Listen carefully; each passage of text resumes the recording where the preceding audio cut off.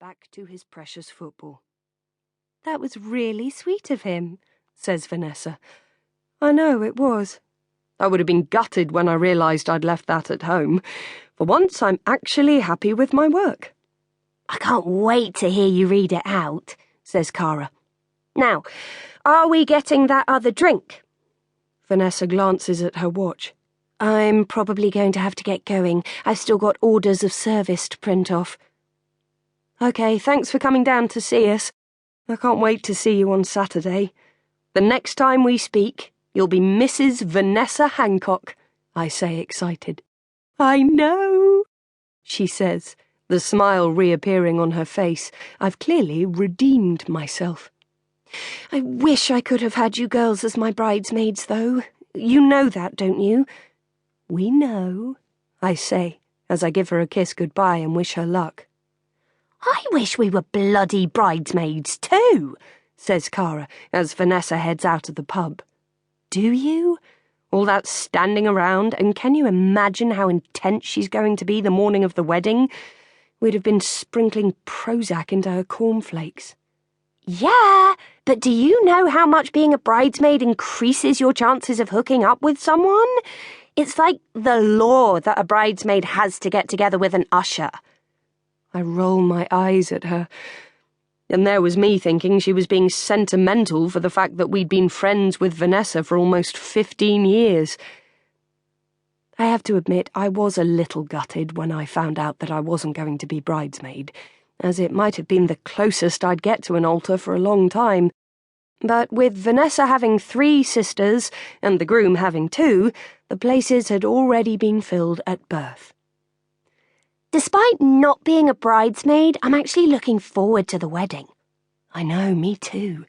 It sounds like it's going to be amazing, and she seems to have worked so hard on all the little details." Says Cara. "I'm more interested in the seating plan and how far away we're going to be from her cousin Max. I hear he's an usher. Do you remember him from our mum's 50th when we were in sixth form? I've been looking for someone to help me test the headrest I've just bought for my swing since Bob the baker is out of the picture, as he did this weird bum thing." "Cara, what have we said about oversharing? You know the rules.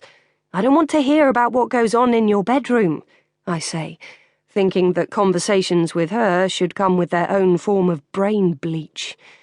"Well, you know what my golden rule is," she says in a husky way before giggling.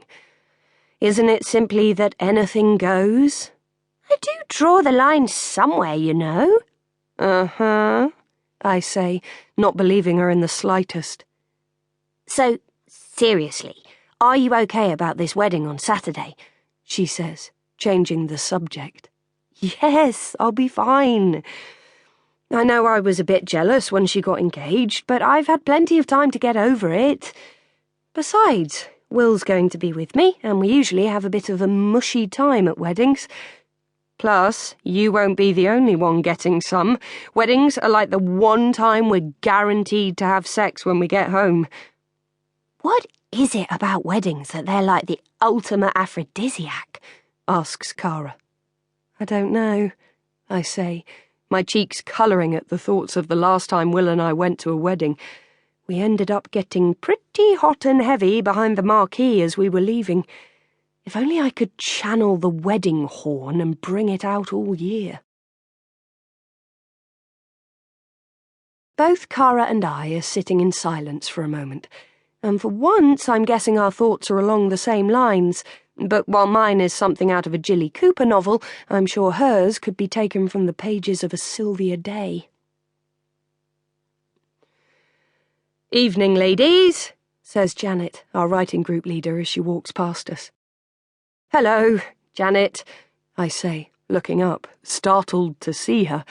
My fantasy had been so vivid that I had expected Will to be standing in front of me. I fan myself with my writing folder to attempt to reduce the colour in my cheeks. "I always feel like the naughty girl at the back of the class whenever she catches us having a drink beforehand," says Cara, draining the rest of her wine glass. "I know. It's like, if you don't want us to have a drink first, don't hold the meetings in a pub." Thank God she